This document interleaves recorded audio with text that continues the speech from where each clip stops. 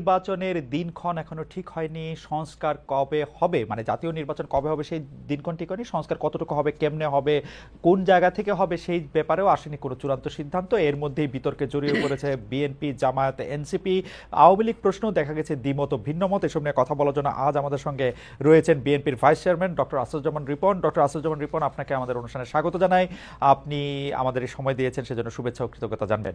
আমাদের সাথে আরো থাকছেন বিশিষ্ট সাংবাদিক, রাজনৈতিক বিশ্লেষক জনাব আশরাফ কায়সার। জনাব আশরাফ কায়সার, আপনাকেও আমরা স্বাগত জানাই আমাদের অনুষ্ঠানে। আপনি আমাদের সময় দিয়েছেন এবং আমাদের সাথে থাকছেন, সেজন্য আপনি আমাদের কৃতজ্ঞতা জানবেন। আমি প্রথম প্রশ্ন নিয়ে একটু রিপন ভাই আপনার কাছেই আসতে চাই। রিপন ভাই, আপনি জানেন যে গতকাল মানে 26শে মার্চ বিএনপির নাম নিয়েও বিএনপিকে হুঁশিয়ারি দিয়ে জামাতের দ্বিতীয় প্রধান নেতা বলেছেন, বিএনপি যখন দেশ শাসন করেছেন 12 থেকে 13 জন স্বাধীনতা বিরোধীকে প্রেসিডেন্ট বানানো হয়েছে, মন্ত্রী এমপি বানানো হয়েছে। জামায়াতের কার্ড নিয়ে খেললে শেখ হাসিনার মতো নির্মমভাবে বিদায় নিতে হবে তিনি হুঁশিয়ার করে দিয়েছেন। আপনার কাছে একটু জানতে চাইব যে পাশে থাকলে সঙ্গী, না থাকলে জঙ্গি, আপনারা জামায়াতের প্রতি এই অবস্থানটা আপনাদের কাছে কি মনে হয়, আপনার কাছে কি মনে হয়? উনি যা বলেছেন ঠিকই তো বলেছেন, তাই না? থেকে বলেছেন এবং এটা ওনার পার্টির স্ট্যান্ড কিনা সেটা আমি নিশ্চিত নই, কারণ যখন জামাতের নেতারা অনেকেই যখন আমার সাথে টকশোতে অংশ নেন, তখন তাদের মধ্যে এই ধরনের স্পিরিট বা বক্তব্য আমি শুনি না সাধারণত।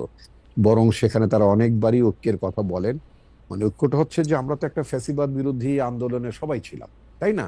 মানে আওয়ামী লীগ ব্যতীত আওয়ামী লীগের বিরুদ্ধে বাংলার সকল শ্রেণী পেশা রাজনৈতিক দলের মানুষ, ডান বলেন বাম বলেন, ধর্মীয় মানে ধর্মাবলম্বী রাজনৈতিক দল বলে হোয়াটএভার, মানে অর্থাৎ আমি ইসলামিস্ট ফোর্সেসদের কথা বলছি, তো সবাই তো অংশ নিয়েছেন, এতে তো কোনো সন্দেহ নেই। তো মানে যেটার মানে দলীয় ফোরামের বাইরে যে আলোচনাগুলো হয় সেখানে আমরা যেটা শুনি যে আমাদের চূড়ান্ত বিজয় অর্জন না হবে। চূড়ান্ত বিজয় বলতে আওয়ামী লীগের পতন করতে শেখ হাসিনা পালিয়ে গিয়েছেন, একটা অন্তর্বর্তীকালীন সরকার মানে এখন দায়িত্ব নিয়েছে, এটাই কিন্তু চূড়ান্ত বিজয় না।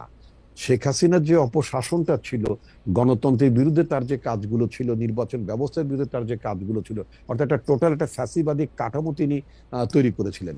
সেই কাঠামোটাকে ভেঙে বাংলাদেশ রাষ্ট্রকে একটা গণতান্ত্রিক রূপান্তরের দিকে নিয়ে যাওয়াটাই হচ্ছে সবচেয়ে মানে বড় চ্যালেঞ্জ সকল রাজনৈতিক দল বা মানে আপনার 5ই আগস্টে বিপ্লবী বিজয়ী দলগুলোর এটি মানে আপনার লক্ষ্য থাকা উচিত। সুতরাং সেক্ষেত্রে যারা একত্রে আন্দোলন করেছি, পাশাপাশি থেকে আন্দোলন করেছি, তাদের মধ্য থেকে মানে আপনার কোনো দলকেই আপনার মানে ছোট করে অথবা আঘাত করে টিপ্পনী কেটে কথা বলাটা ঠিক না। এটা আমার দলের পক্ষ থেকেও ঠিক না, অন্য দলের কাছ থেকেও যদি আসে সেটা অপ্রত্যাশিত বলে আমি মনে করি। ডক্টর রিপন, আপনার কাছে কি মনে হয় না যে এই বিষয়টার আসলে একটা ফয়সালা করা প্রয়োজন? কারণ মানে আপনি যেটাকে টিপ্পনী কাটা বলছেন সেটা কিন্তু বাংলাদেশের রাজনৈতিক আদর্শের জায়গায় যে একটা বড় দুইটা প্রশ্ন, সেই প্রশ্নটাতে আপনারা বারবার মুখোমুখি হচ্ছেন বিএনপি এবং জামাতে ইসলামী। সেই জায়গাটা থেকে একটু আপনাদের একটু পরিষ্কার করার দরকার না একটা অবস্থান? আর আপনি বললেন যে শেখ হাসিনার ফেসিবাদী কাঠামোকে ভেঙে দেওয়ার জন্য বা আর যাতে এটা না হতে পারে সেই জন্যই হচ্ছে এই জুলাই অগাস্টের স্পিরিট, এই আন্দোলন, এই আত্মত্যাগ। কিন্তু আপনারা তো অ্যাবসলিউটলি শেখ হাসিনার স্পিরিটের মধ্যে আছেন বলে মনে হয় অনেক ক্ষেত্রে। আমি উদাহরণ দিতে পারি রিপন ভাই, আপনি যদি আমাকে ক্ষমা করেন, যে ধরেন চাঁদাবাজির দিক দিয়ে, কে কোথায় থাকবে, কে কোথায় কি করবে, এটা দিক দিয়ে, সংস্কারের প্রশ্ন, সংস্কারের কথা শুনলেই আপনাদের খারাপ লাগে। কিন্তু সংস্কার খারাপ কি? সংস্কার করলে আপনাদের কি অসুবিধা? আচ্ছা, ধন্যবাদ আপনাকে, আপনার চমৎকার কথা বলেছেন। আপনি যদি খেয়াল করে দেখবেন যে বাংলাদেশে যখন কোনো রাজনৈতিক দলের সংস্কারের কথা বলছিল না, তাই না? মানে বিএনপি ছাড়া অন্য কোনো রাজনৈতিক দলের কাছ থেকে কি আপনি গত 2, 3, 4 বছরে সংস্কার হওয়া উচিত, এই ক্ষেত্রে সংস্কার হওয়া উচিত, ও ক্ষেত্রে সংস্কার হওয়া উচিত, নিশ্চয়ই আপনি সেটা শোনেননি। এবং আপনি নিশ্চয়ই মানে খেয়াল করে থাকবেন আমার নেত্রী বেগম খালেদা জিয়া কারাগারে যাওয়ার আগের বছরে তিনি কিন্তু একটা মানে প্যাকেজ অফ রিফর্ম তিনি ঘোষণা করেছিলেন, তাই না? তাহলে এই যে মানে প্রধানমন্ত্রী, আমি যদি একটু উদাহরণ হিসেবে বলি, প্রধানমন্ত্রী তো বর্তমান ব্যবস্থায় মানে অর্থাৎ একেবারেই লাস্ট ইমিডিয়েট পাস্ট আপনার গভর্নমেন্ট পর্যন্ত প্রধানমন্ত্রীর হাতে তো অ্যাবসলিউট পাওয়ার ছিল, তাই না? She enjoyed absolute authority. তাই হুম না? হুম হুম। তো এখন এই ধরনের অবস্থায় থেকে কোন প্রধানমন্ত্রী চাইবেন, কোন রাজনৈতিক নেতা চাবেন যে তার ক্ষমতা অন্য কেউ শেয়ার করুক অথবা তার ক্ষমতার আসুক, ভারসাম্য আসুক? একথা তো বেগম খালেদা জিয়া সেই 2016-17 সাল থেকে বলা শুরু কারণ তিনি করলেন। বিরোধী দলে ছিলেন তখন, সেজন্য না রিপন ভাই? রাইট।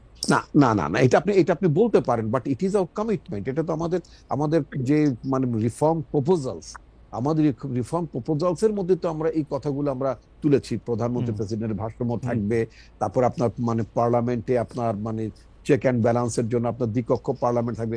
যদিও ব্যক্তিগতভাবে আমি দ্বিকক্ষ মানে উচ্চকক্ষ নিম্নকক্ষ পার্লামেন্টের ব্যাপারে মানে ব্যক্তিগত, আমি তো দলের মধ্যে একটা মানুষ, তাই হুম না? হুম হুম। তো সুতরাং আমার নিজেরও তো আহ, মানে পছন্দ অপছন্দ থাকতে পারে। তো আমার পছন্দটা হয়তো যারা পছন্দ আমরা করি বা না করি তাদের মধ্যে হয়তো আমি মানে আমি সংখ্যা লঘিষ্ঠ হয়তো।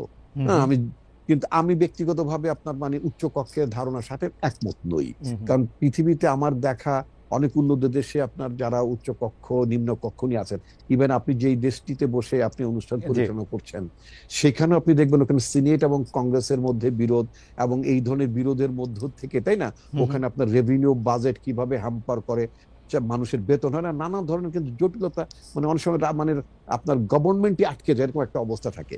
ইভেন আমরা মানে যুক্তরাজ্য এই অবস্থা দেখেছি, তাই না? Right right. এইগুলো খুব উন্নত ডেমোক্রেসিতে যেখানে এই ধরনের অচল অবস্থা মাঝে মধ্যেই তৈরি হয়, সেক্ষেত্রে বাংলাদেশের মতো দেশে যেখানে আমরা ডেমোক্রেসিটাই প্রপারলি প্র্যাকটিস করি নাই, বা মানে সময় গণতন্ত্রের নামে ক্ষমতা আসার পরও মানে আপনার সেই, যদি আপনি 72-73 সালের কথা যদি বলেন, ফার্স্ট যখন আপনার সংবিধান তৈরি হলো, সেই সংবিধানের অধীনে যে নির্বাচনটা হলো সেখানে তো গণতন্ত্রের আকাঙ্ক্ষার কথাই আপনার উচ্চারিত হয়েছিল। তারপর আমরা কি দেখি না যে সেখানে একটা গণতান্ত্রিক ভাবে একটা নির্বাচিত সরকার বা গণতন্ত্রের প্রতি প্রতিশ্রুতিশীল একটি সরকার কিভাবে আপনার মানে ফ্যাসিবাদী চরিত্র গ্রহণ অবশ্যই করে, অবশ্যই কিভাবে কিভাবে একদলীয় ব্যবস্থা যায়। অবশ্যই। সুতরাং আমাদের গণতন্ত্রের চর্চাটা কিন্তু নিরবিচ্ছিন্ন না, এক। হুম। তারপর আমরা গণতন্ত্রের চর্চার ব্যাপারে আমরা যে খুবই খুবই আপনার মানে কি বলে মানে শ্রদ্ধাশীল, সেটাও কিন্তু আমাদের পাস্ট অ্যাক্টিভিটিতে মনে হয় না, তাই না? তো না সুতরাং রিপন এখানে ভাই, এই ব্যাপারে কিন্তু আমাদের কোনো সন্দেহ নাই। আশরাফ ভাই গুরুজন, উনি নিশ্চয়ই আরো ভালোভাবে বিশ্লেষণ করতে পারবেন। কিন্তু বিএনপি যখন 31 দফার কথা বলেছে, সেই 31 দফাতে কিন্তু আমরা সবাই, আমি যদি বলি আমি ব্যক্তিগতভাবে চমৎকৃত হয়েছিলাম। আমার কাছে মনে হয়েছিল যে এই প্রথম একটা বড় রাজনৈতিক দল অনেকগুলি সংস্কারের বিষয় নিয়ে মাথায় নিয়ে আসছে। কিন্তু এখন যখন বিএনপির ক্ষমতায় যাওয়াটা প্রায় নিশ্চিত বা ক্ষমতার কাছাকাছি তারা নিজেদেরকে দেখতে পাচ্ছে, তখন সংস্কার দেখলে তারা ভয় পাচ্ছে কিনা। বিশেষ করে আপনি না দেখেন না না না না প্রধানমন্ত্রীর না মেয়াদ প্রসঙ্গে আপনারা কথা বলছেন যে না, প্রধানমন্ত্রীর মেয়াদও আপনারা এই 2 বছরেরটা আপনি মানবেন না। এর মধ্যে থেকে অনেক ইফস এন্ড বাটস আপনারা না, ইয়া আমি আমি করতেছেন। আমি আমি আপনাকে যদি এইভাবে বলি, আমাদের দেশে এখন বর্তমানে প্রধানমন্ত্রী বা পার্লামেন্টের মেয়াদ 5 বছর, তাই হুম না? হুম হুম তো আপনার এটাকে 4 বছরের কথা বলা হয়েছে। আমরা যেটা মনে করি 5 বছরটাকে আমরা যৌক্তিক মনে করি, যে একটা নির্বাচন আয়োজন করতে মানে মোর দেন $1 বিলিয়ন খরচ যায়, তাই না? অনেক টাকা খরচ যায় হুম কিন্তু। হুম। এবং সেই খরচের বিনিময়ে যে আপনার আউটপুটটা আসে, যে জাতীয় লোকেরা আপনার পার্লামেন্টে আসেন, তাই না, যে জাতীয় লোকেরা মন্ত্রিসভায় অন্তর্ভুক্ত হন, সেটা তো খুব আশাপ্রদ না। তো সুতরাং কিছু ব্যক্তিকে আপনার মানে এমপি করার জন্য, মন্ত্রী করার জন্য আপনার একটা টার্মের 1 বছর কমিয়ে দেওয়া মানে হচ্ছে ব্যয়টা 1 বছর আগে মানে বাড়িয়ে দেওয়া। ওকে। তো আমরা আমার যেটা মনে হয় যে সংস্কার ব্যাপারে আপনার কথা আমরা আরো একটু শুনবো রিপন ভাই। আরো আমাদের অনেক রকম প্রশ্ন আছে, কিন্তু আমরা এই প্রশ্নটি রেখে দিতে চাই যে সংস্কারের প্রশ্নেই বিএনপির একটা বিরোধিতা এই কারণে দেখা যাচ্ছে কিনা, কারণ বিএনপি মনে করছে যে মজাটা শেখ হাসিনা ক্ষমতা থেকে পেয়েছেন, সেই মজাটার কিছু ভাগ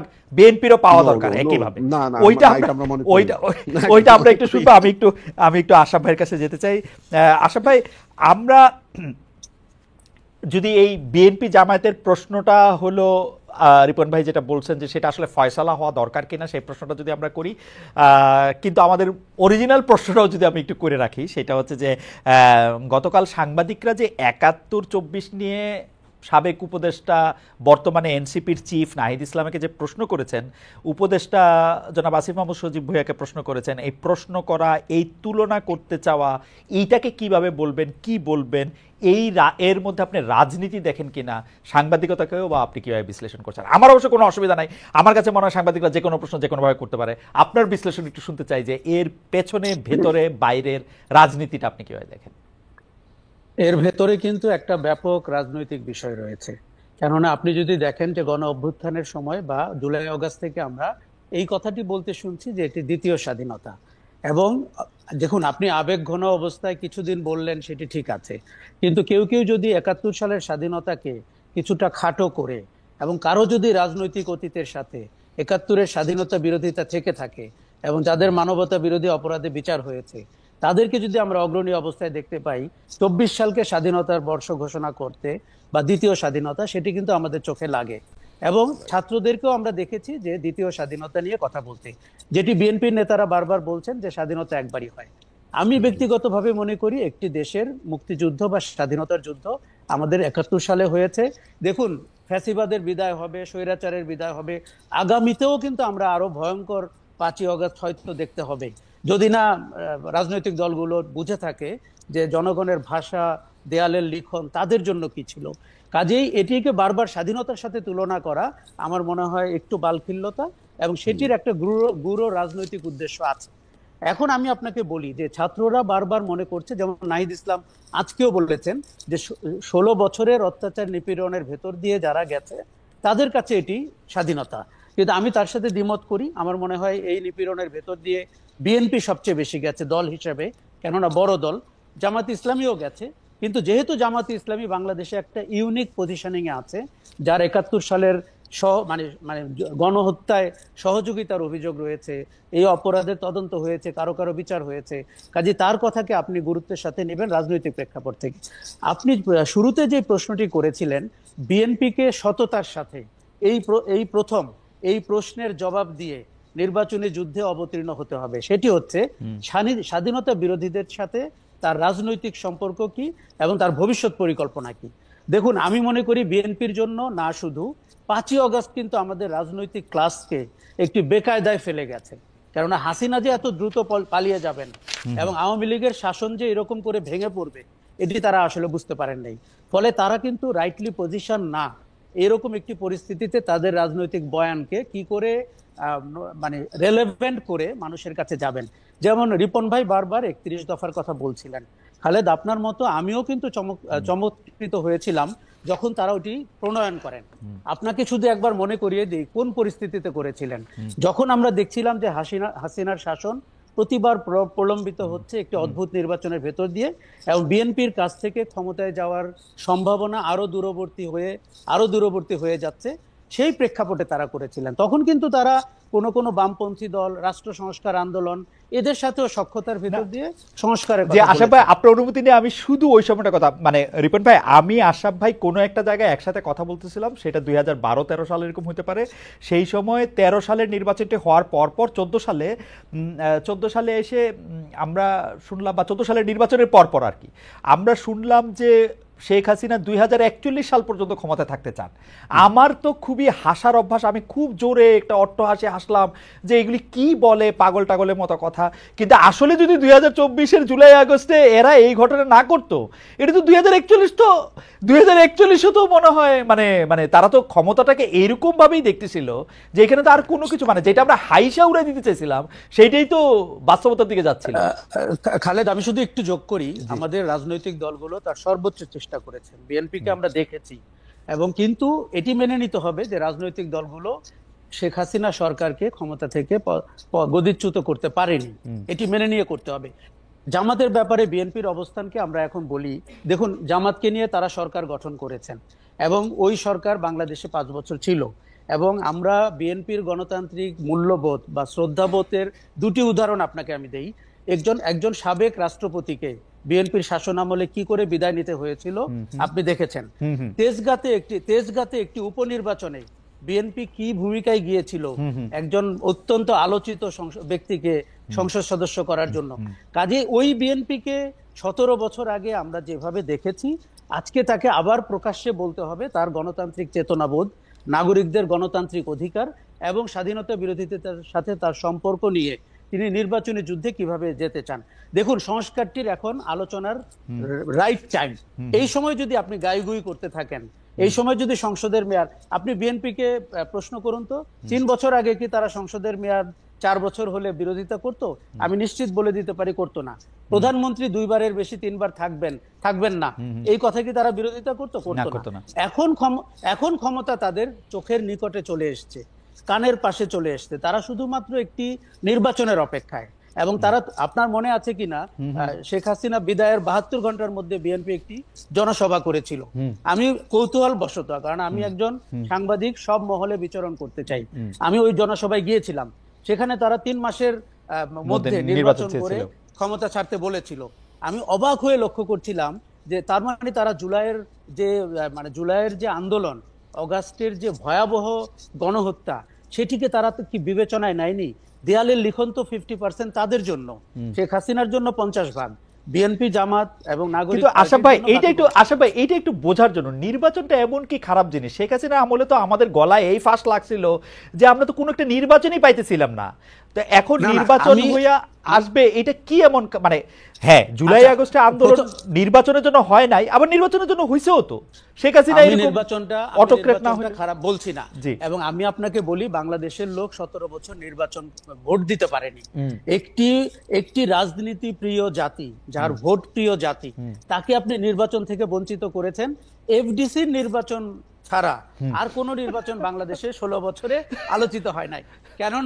কেননা এফবিসিসিআই নির্বাচন, ঢাকা চেম্বারের নির্বাচন, বিজিএম এর নির্বাচন, আর সর্বশেষ হাইকোর্টের নিজেদের মধ্যে মারামারি, মানে পরশ ভাইয়ের বউ হবে। আমি নির্বাচনকে খারাপ বলছি না, কিন্তু আপনি যদি কিছু মৌলিক সংস্কার না করে নির্বাচনটি করেন, তাতে যেই দলই আসুক সেই দলেরই কিন্তু সংস্কারের প্রতি আর ঝোঁক থাকবে না।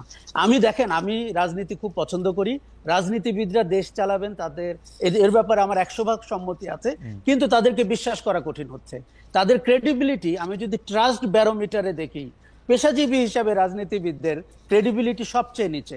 কেননা তারা, আপনি একটু আগে বলছিলেন ক্ষমতায় যাওয়ার আগে এক ধরনের কথা বলেন, ঠিক ক্ষমতায় চলে গেলে তাদেরকে আমরা চিনতে পারি না। কাজেই এই জায়গাটিতে বিএনপিকে বা অন্য দলকে তাদের রাজনৈতিক আদর্শ পরিষ্কার করতে হবে। কিন্তু আশরাফ ভাই, আপনি যদি আমাদেরকে এইটাও একটু বলেন, যারা রাজনীতি না করে এখন যারা ক্ষমতায় আসেন, তাদেরকে আপনি বিশ্বাসে কোন ব্যারোমিটারে কত নম্বর দিবেন? আমার কোনো আপত্তি নেই আশা ভাই, আপনারা আমি খালি দুইটা বড় কথা বলি। ডক্টর ইউনূস ক্ষমতায় বসার পরে তিনি তার সকল মামলা বাদ দিয়ে দিলেন। ডক্টর ইউনূস তার বিরুদ্ধে থাকা মামলাগুলি বাদ দেওয়ার ক্ষেত্রে কি একবারও, যেটাকে আমরা পলিটিক্যাল কারেক্টনেস বলি, সেইটা উনি অনুসরণ করছেন?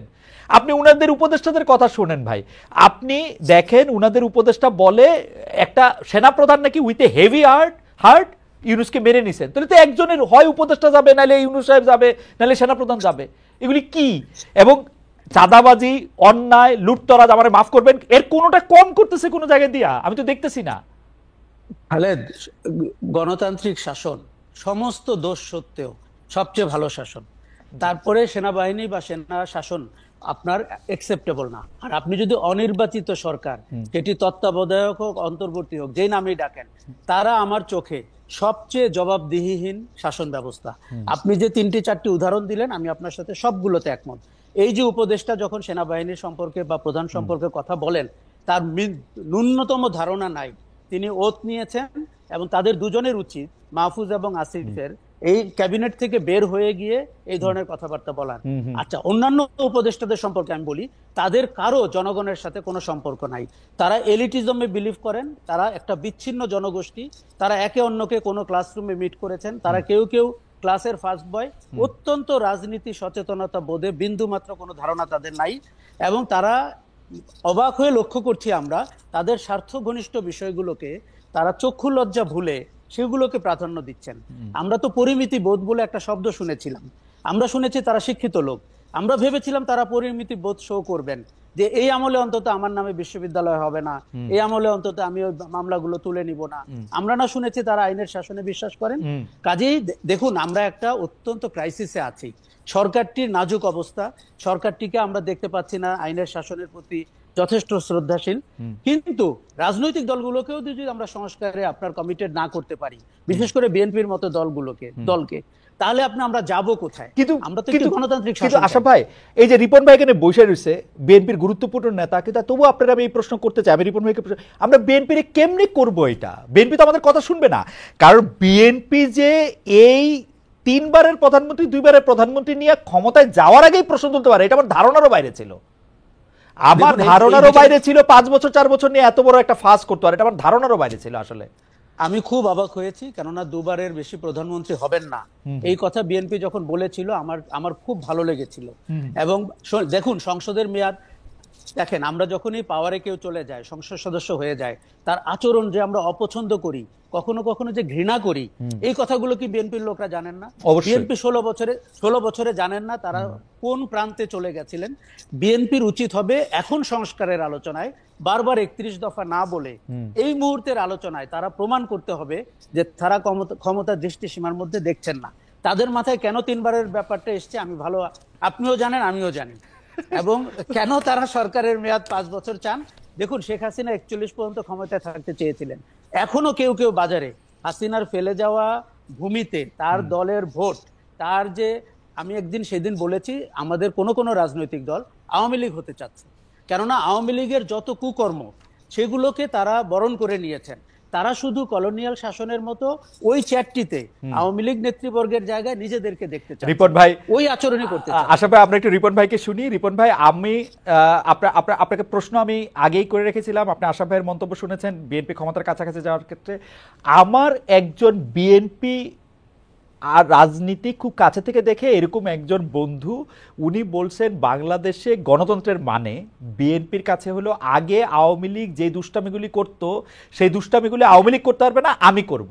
এটা হচ্ছে বিএনপির কাছে বা বাংলাদেশের মানুষের কাছে গণতন্ত্রের মানে। রিপন ভাই, আপনার কথা একটু শুনতে চাই। আশা ভাই আরো সুন্দর করে বলেছেন, অনেকগুলি প্রসঙ্গে এনেছেন। না, উনি অনেক সুন্দর করে বলেননি, উনি খুব নির্দয়ভাবে বিএনপির কথাগুলো, উনি নির্দয়ভাবে সরকারের কেউ বলছেন আসলে। উনি যেগুলো বলেছেন সেই সমালোচনা উনি করতেই পারেন, কিন্তু সেই সমালোচনার ন্যায্য প্রাপ্তি কিন্তু বিএনপির দিকে যাওয়ার কোনো কারণ নেই, আমি যদি এইভাবে বলি। যেমন ধরুন, উনি এখন সংস্কারের প্রস্তাব অনেকগুলো থাকে, সেই সংস্কারের প্রস্তাবের সাথে আমরা তো একটা দল, আমাদের পেছনে তো মানে আপনার আমাদের সমর্থক আছে, মানে তাদেরও তো একটা পথ, মানে তাদের এই প্রস্তাবের প্রতি তাদের সমর্থন অথবা তাদের বিরোধিতা থাকতেই পারে। যেমন ধরুন, সংস্কারের মধ্যে প্রস্তাব আছে যে বাংলাদেশ 4টি প্রদেশে বিভক্ত হবে। 4টি প্রদেশে বিভক্ত মানে 4টা প্রাদেশিক পরিষদ হবে, 4টা প্রাদেশিক সরকার হবে, 4টা গভর্নর হবে। আমার দল তো এটা এই এই এই এই দেশটাকে 4টা প্রদেশে করার বা একাধিক প্রদেশে করার এই কনসেপ্ট আমার দল বিশ্বাস করে না, পছন্দ করে না। সুতরাং আমি তো এটা ন্যায্যতেই আমি এই সংস্কার প্রস্তাব বিরোধিতা করতে পারি। যারাই প্রস্তাবগুলো দিয়েছেন তারা কার সাথে কনসাল্ট করে প্রস্তাবগুলো দিয়েছেন? 1 নম্বর হতো যে সংস্কার কমিশন যখন সংস্কার প্রস্তাবগুলো তৈরি করলেন তারা আগেই মানে আপনার রাজনৈতিক দলগুলোর সাথে বসতে পারতেন, সেটা অনেক ভালো হতো। সব তৈরি করে ঘাড়ে চাপিয়ে দেওয়ার তো কোনো মানে আপনার সেটা চাপিয়ে দিতে চাইলেই আমরা সেটা নেব তা না। 5 বছর পর পর আপনার হয় পার্লামেন্ট ইলেকশন হয়, গভর্নমেন্টের পরিবর্তন হয়, আর অনাস্থার কারণে তো অনেক আগেও পরিবর্তন হতে পারে, সেটা আলাদা কথা। এই 5 বছর এবং 4 বছরের মধ্যে ওনারা বলেছেন বলে 4 বছর ঠিক আছে, এটা তো ঠিক না। রিপন ভাই, একটা কৌতূহল, শুধু একটা কৌতূহলের জন্য, ডক্টর ইউনূস সাহেবের আমরা সমালোচনা করতে পারি, তার সরকারের সমালোচনা করতে পারি, কিন্তু তিনি যেহেতু সারা পৃথিবী দেখা বিশ্ব বীক্ষণ করা একজন মানুষ, তিনি কিন্তু এই সুযোগ আমাদের সামনে দিয়েছেন যে সংস্কারের মধ্যে কোনগুলি আপনাদের ভালো লাগছে কোনগুলি খারাপ লাগছে সেটি একটি ওয়েবসাইটের মাধ্যমে তিনি প্রকাশ করবেন। আপনারা কি সেটি জানিয়েছেন? এবং আমি আরেকটু বিনয়ের সাথে আরেকটা কথা বলে রাখতে চাই যে 4 প্রদেশ, পার্লামেন্টের উচ্চকক্ষ নিম্নকক্ষ, বাংলাদেশের নাম আলাদা হবে কিনা, সেই সব ব্যাপারে আপনাদের নিজস্ব মতামত, সংস্কার, সেগুলি নিয়ে দীর্ঘ আলোচনা চলতে পারে। কিন্তু এই যে 2 বার থাকবে না 3 বার থাকবে প্রধানমন্ত্রী, আমরা আসলে প্রধানমন্ত্রীর ক্ষমতা কোনোভাবে ব্যালেন্স করবো কিনা সেগুলি নিয়ে আপনারা প্রশ্ন তুলছেন। কিন্তু রিপন ভাই, প্রথম প্রশ্ন, আপনারা ওয়েবসাইটে সেগুলি দিয়েছেন কিনা? দ্বিতীয় প্রশ্ন হচ্ছে আপনাদের যেগুলি ভ্যালিড আর্গুমেন্ট, মানে আশরাফ ভাই কিন্তু একবারও বলেন নাই, বা আমিও একবারও বলি না, আমি কাউকে বলতেও শুনি নাই যে বিএনপিকে 4 প্রদেশ হজম করে তারপরে সরকার গঠন করতে হবে। এগুলি একেবারেই মুখ্য বিষয় না, খালি আপনারা ক্ষমতার ভারসাম্যটার প্রশ্ন নিয়ে আপনারা কি করছেন এটা অনেক মুখ্য বিষয়। এটা আপনি যেটা মুখ্য বিষয় মনে করছেন না, এটা অনেক মুখ্য বিষয়, কারণ এর সাথে আমার সভরেনিটি এবং আমার স্টেটের সিকিউরিটির প্রশ্ন পর্যন্ত জড়িত আছে। সুতরাং এখানে তো আমাকে অবশ্যই এটার বিরোধিতা করতে হবে। ঠিক আছে, বিরোধিতা করেন, বিরোধিতা করেন। আচ্ছা, আমি আসছি আর একটা পয়েন্টে। যেমন আপনি বললেন যে ওয়েবসাইটে দিতে হবে আমরা কোনটা সমর্থন করি না করি, এটা তো আসলে এমসিকিউ স্টাইল না, এটা তো মেডিকেল বা বুয়েটে ভর্তি হওয়ার এমসিকিউ স্টাইলের প্রশ্নপত্র হওয়ার কোনো কারণ নেই। যেমন আপনাকে ছোট্ট একটা উদাহরণ দিই, আমি জানি আপনি ম্যাজিস্ট্রেসি করেছেন, আপনার লাইফে করেছেন। আচ্ছা, এখন ধরুন আমার বিরুদ্ধে অনেকগুলো মামলা আছে, তো মামলাগুলো যখন ট্রায়ালের পর্যায়ে যখন চলে যায় তখন আদালতে আমাকে জিজ্ঞেস করে যে this are the charges brought against you, আপনি দোষী কি নির্দোষী? আমি কিন্তু অনেকেই এক কথায় বলেছেন যে হুজুর আমি নির্দোষ। আমি কিন্তু আদালতে সেই ব্যক্তি, আমি কিন্তু আধা ঘন্টা দাঁড়িয়ে আমি আদালতের পারমিশন চেয়েছি যে আমি কেন নির্দোষ এই ব্যাপারে আমাকে বলতে দিতে হবে। আমি নির্দোষ, আমি দোষী নই। আপনার বিরুদ্ধে আমার বিরুদ্ধে চার্জেস এনেছে সেগুলোর সাথে আমি একমত নই, এগুলো সব মিথ্যা কথা। কিন্তু কেন মিথ্যা কথা, কেন আমাকে ফাঁসানো হচ্ছে এই ব্যাপারে আমি এক্সপ্লেনেশন অবশ্যই এক্সপ্লেনেশন দিবেন। কিন্তু রিপন ভাই, আমার প্রশ্ন, আপনি আমাদের নেতা, আপনার কাছে আমার প্রশ্ন যে ওয়েবসাইটে কি জায়গা কম ছিল? এক্সপ্লেনেশন করতে কি কোনো বাধা ছিল? হ্যাঁ হ্যাঁ, স্প্রেডশিট মানে এটা তো আপনাকে টিক দিতে বলে নাই, আপনি লাইন লিখতেন 10টা। হ্যাঁ লেখা আছে তো, লিখতে আমরা কি চাই কি চাই না সেটা আমরা অবশ্যই না সেটা আমরা সংস্কারের প্রশ্নে রিপন ভাই, সংস্কারের প্রশ্নে আমি সংস্কার প্রশ্নের কথাই বলছি। সেগুলো কিন্তু বিশদভাবেই কিন্তু আমরা এক্সপ্লেনেশন দিয়েছি যে কেন আমরা এটা চাই না বা কি বৃত্তান্ত। এটা তো শুধু ইয়েস নোর বিষয় না, এটা কিন্তু আমরা বলেছি। আর বাদ বাকি আরেকটা কথা আপনাকে একটু মনে করিয়ে দিতে চাই। মনে হবে যেন মানে সমস্ত সংস্কার মানে থেকে আসে প্রধানমন্ত্রীর মেয়াদকে কেন্দ্র করে। In fact it is not. আমাদের পার্টি কিন্তু বলেছে যে these are the proposals from our side, আমরা প্রপোজাল গুলো দিয়েছি, কিন্তু অন্যরাও যদি এর চেয়ে কোনো বেটার প্রপোজাল দেয় সেটাও কিন্তু আমাদের দল সেটা গ্রহণ করতে রাজি আছে। এই উদারতা দেখাতে কিন্তু আমরা কার্পণ্য করিনি। আমরা বলেছি যে 31 দফাই কিন্তু ফাইনাল দফা না। অর্থাৎ কেউ যদি মনে করে যে প্রধানমন্ত্রীর মেয়াদ 2 না 1.5 মেয়াদ হবে, মানে 1.5 হবে, সেটাও যদি কনসেনসাস হয় হতে পারে। না রিপন ভাই, আপনার সাথে কথা কয়ে পারবো না, কিন্তু আমি আশা পাই আরেকটা যে প্রসঙ্গ তুলছেন সেই প্রসঙ্গটার ক্ষেত্রে আমি আপনার একটু দৃষ্টি আকর্ষণ করতে চাই। সেটা হচ্ছে যে আপনারা কি মনে করে, মানে 5 আগস্টের 3 দিন পরে আয়োজিত, আমি ধরে নিলাম এটা 5 দিন পরে আয়োজিত একটা সংবাদ, একটা বৈঠকে আপনারা 3 মাসের মধ্যে ইলেকশন চাইছেন, এবং আপনারা যে দ্রুত ইলেকশন কেন চাইতেছেন, মানে ইলেকশন করে কেন, আপনাদের কি হয়েছে? না আপনি একটা রেলিভেন্ট কোশ্চেন করেছেন। আসামে তুলছে ঘটনাটা। জি হ্যাঁ হ্যাঁ, আমি এই ব্যাপারে দায়টা, মানে যদি দায় হয় সে দায়টা আমি নিতে রাজি আছি। আপনি জানেন যে আমার পার্টি যতবার ক্রাইসিসের মধ্যে যায় বিভিন্ন সময়, তখন কিন্তু পার্টির আমি একটা মুখ্য ভূমিকা পালন করতে নির্দেশিত আমি দায়িত্ব পালন করি।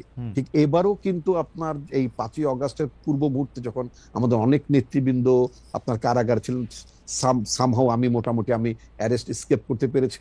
আমি কিন্তু মানে দলকে টেক আপ করার জন্য, পার্টি অফিস মানে আপনার টেক ওভার করার জন্য আমি নির্দেশিত ছিলাম।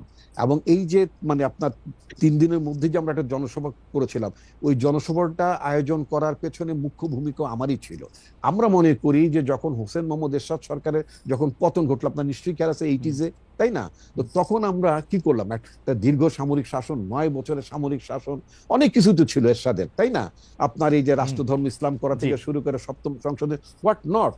কিন্তু আমরা জাস্টিস শাহাবুদ্দিনের নেতৃত্বে আমরা কি 90 দিনের মধ্যে কি আমরা একটা মানে ভালো নির্বাচনের, সবচেয়ে এই পর্যন্ত বাংলাদেশের আয়োজিত নির্বাচনের মধ্যে সবচেয়ে ক্রেডিবল ইলেকশন মানুষ মনে করে সেই নির্বাচনটা আমরা আয়োজন করতে পেরেছি।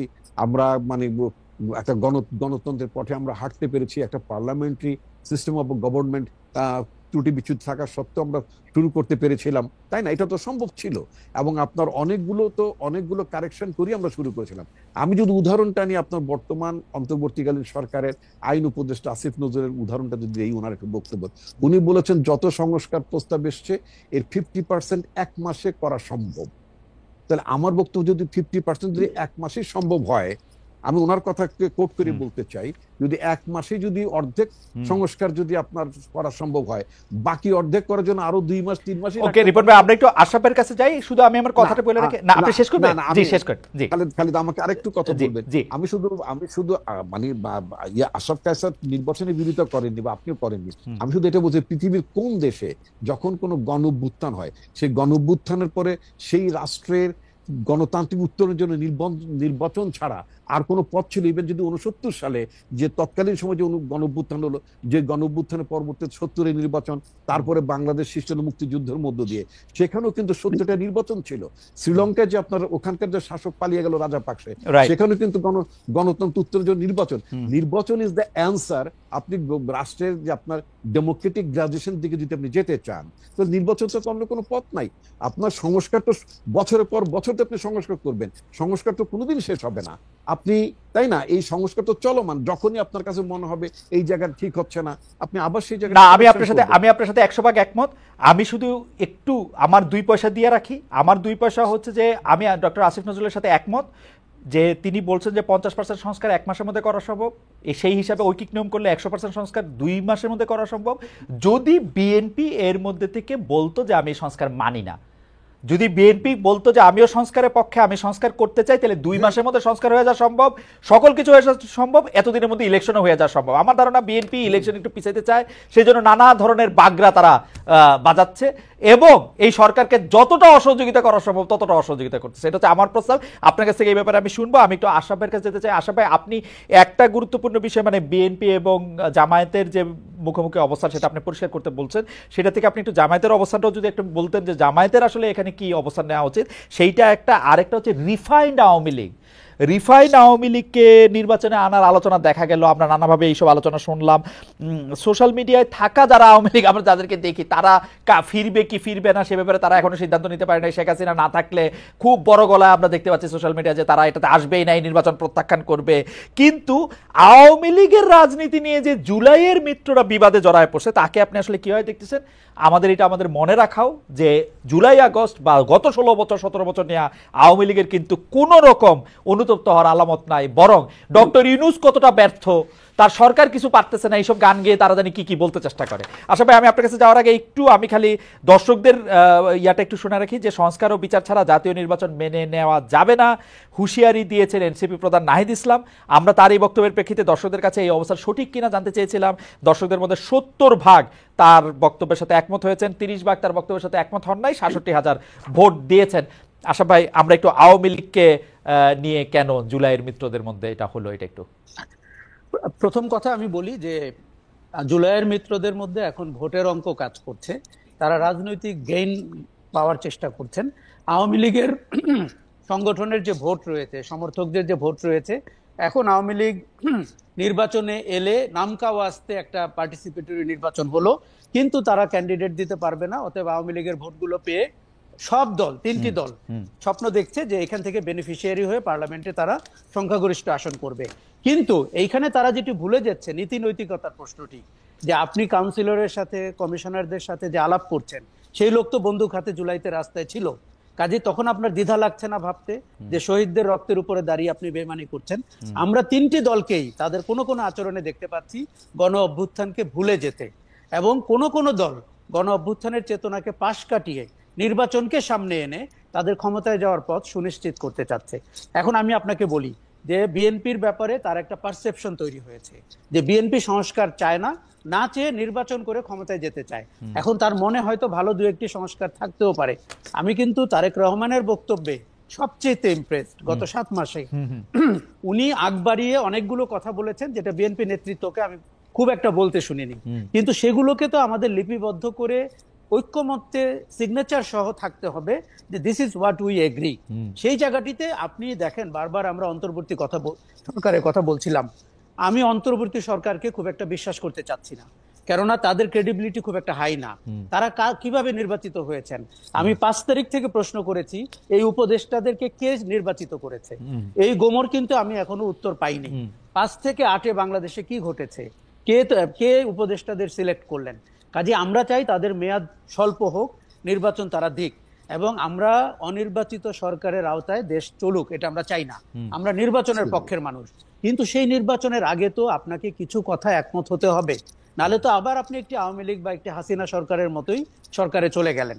কাজেই আমি কিন্তু ভেবেছিলাম যে অন্তর্বর্তী সরকারের না, বিএনপি সবচেয়ে বেশি সংস্কারে অগ্রণী ভূমিকা পালন করবে।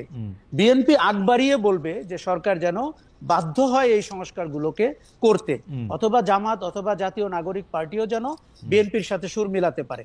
আমরা বিএনপিকে ওই জায়গাটিতে দেখতে পাচ্ছি না। মানুষের পারসেপশন তৈরি হয়েছে আপনি সংস্কার চান না, আপনি নির্বাচন চান, কিন্তু বিএনপিকে এটা ক্লিয়ার করতে হবে। দেখুন পারসেপশন, খালেদ আপনি খুব ভালো জানেন, পারসেপশনটাকেই ব্যাটল করতে হয়। Perception is reality, right? Absolutely. এইবার রিফাইন্ড আওয়ামী লীগ সম্পর্কে আমি বলি, আমি ফ্যাসিবাদের উপরে যতটা পড়াশোনা করেছি, বাংলাদেশ আওয়ামী লীগের সমর্থক, কর্মী, শুভানুধ্যায়ী, কমান্ডাররা আমার কাছে একটি নতুন বিস্ময়। তারা অনুশোচনাও করেননি, তারা দোষ স্বীকার করেননি, তারা গণহত্যার দায় নেন না, তারা উল্টো ওই গণহত্যাকে পাশ কাটিয়ে অ্যাজ ইফ পৃথিবীতে কিচ্ছু ঘটে নাই, তাদের গতকালকে জন্ম হয়েছে, তারা ইউনূস সরকারের সমালোচনা করেন, ছাত্রদের দুর্নীতি নিয়ে কথা বলেন। দেখুন এগুলোতে আমার কোনো সমস্যা নাই ফ্যাক্ট বেস হলে, কিন্তু তারা গুজব নির্ভর, তারা মিথ্যাচার করছেন, তাদের মুখে আপনার সবচেয়ে নিরীহ লোকটিকেও আওয়ামী লীগ সমর্থিত আমি আজ পর্যন্ত অনুশোচনা করতে দেখিনি। এটি আমার কাছে খুব ভয়ের, কেননা বাংলাদেশের রাজনীতি আমরা যতটা বুঝি, আওয়ামী লীগকে ক্ষমতার বাইরে রাখা, দেশকে স্থিতিশীল রাখা কিন্তু খুব কঠিন কাজ। কারণ একটি মিলিটেন্ট সংগঠন এবং যাদের এখন টাকা পয়সা আছে, আপনি জানেন 15-16 বছরে তারা প্রায় 233 কোটি টাকা নিয়েছে। কাজেই রিফাইন্ড আওয়ামী লীগ বলে যে প্রপোজালটি বাজারে এসছে, এটি অত্যন্ত অযৌক্তিক, অগ্রহণযোগ্য। এটি আওয়ামী লীগের করিডোর থেকে পাশ হয়ে কোথাও বাজারে আসবে না। আপনি এখন বলুন যে স্পিকার মহিলাটি ছিলেন, তিনি কিভাবে স্পিকার হয়েছেন 3 বার, তিনি কিভাবে এমপি হয়েছেন? যেই সাবির হোসেন চৌধুরীর কথা হচ্ছে, অথবা সোহেল তাজ, অথবা ঢাকার যে ভোটহীন মেয়র যিনি নির্বাচন ছাড়া মেয়র হয়েছেন, এরা কি করে ভালো আওয়ামী লীগার হয়ে গেল আপনার কাছে? না, তারপরে আমি এখন পর্যন্ত একজন আওয়ামী লীগের সমর্থককেও প্রকাশ্যে বলতে দেখি নাই যে এই কাজগুলি ভুল হয়েছে। তারা শুধু বলেন যে ইউনূস সরকার ব্যর্থ, হ্যাঁ আমাদেরই এখন আবার ফিরে আসতে হবে, কারণ তারা দেশ চালাতে পারতেছে না, তারা 150টা কারণ আছে। দেখুন, আমি খালেদ গণ অভ্যুত্থানকে বাংলা মানে অত্যন্ত পিওর ফর্মের জনগণের অভ্যুত্থান বলতে পছন্দ করি। কেননা এই ছেলেগুলো 50 জনও ছিল না জুলাই মাসের 1 তারিখে, আমি যতটুকু জানি। এরা কিন্তু, আমি এটাকে নাম দিয়েছি ক্রাউড সোর্স রেগুলেশন। তারা বিভিন্ন জায়গা থেকে হ্যাভারসেক নিয়ে ক্যাম্পাস থেকে এসে হাসিনার বিদায় ঘটিয়ে আবার কেউ কেউ ক্যাম্পাসেই ফেরত গেছে। রাজনৈতিক দলগুলোর কোনো কাঠামোর ভেতরে বাংলাদেশের মানুষ রাস্তায় নামে নাই। পরপর 3টি খারাপ নির্বাচন হওয়ার পরেও, এত মানুষ গুম খুন হওয়ার পরেও, এত অত্যাচার হওয়ার পরেও, তার মানে হচ্ছে জনগণের হাতে শেখ হাসিনার বিদায় হয়েছে, জনগণের হাতে, ছাত্র জনতার হাতে আওয়ামী লীগ শাসনের পতন হয়েছে। এইরকম ন্যাক্কারজনক, এরকম লজ্জার পতন এই আওয়ামী লীগের একটি লোকও এখনো স্বীকার করছে না, গণহত্যার দায় নিচ্ছে না। উল্টো আপনার প্রতিদিন তারা মিথ্যাচার করছে। তারা অভ্যুত্থানের স্বপ্ন দেখে রাতে ঘুমাতে যায়। এবং আমি বাংলাদেশের চলচ্চিত্র অঙ্গন, শিল্পী, সাহিত্যিক, সাংবাদিক, কিছু পলাতক সম্পাদক, তাদের সামাজিক মাধ্যমের স্ট্যাটাস দেখলে মনে হয় যে এইটা হচ্ছে তাদের একটা কর্ম, যে তারা ইউনূস সরকারকে, আপনি খেয়াল করে দেখবেন তারা বিএনপির কোনো সমালোচনা করে না। উল্টো বিএনপি বিষয়ক মন্ত্রী যে লোকটা ছিল, সে কিন্তু ঘটনার 3 দিন পর 5 দিন পর থেকে তারেক রহমানকে জনাব, মাননীয় ইত্যাদি বলছেন। মতলবটা কিন্তু ভয়ঙ্কর। এবং যে অপতথ্যমন্ত্রী ছিল, সে কিন্তু এখন আমাদেরকে কি সব একাডেমিক তথ্য ভিত্তিক কথা বলার চেষ্টা করছেন।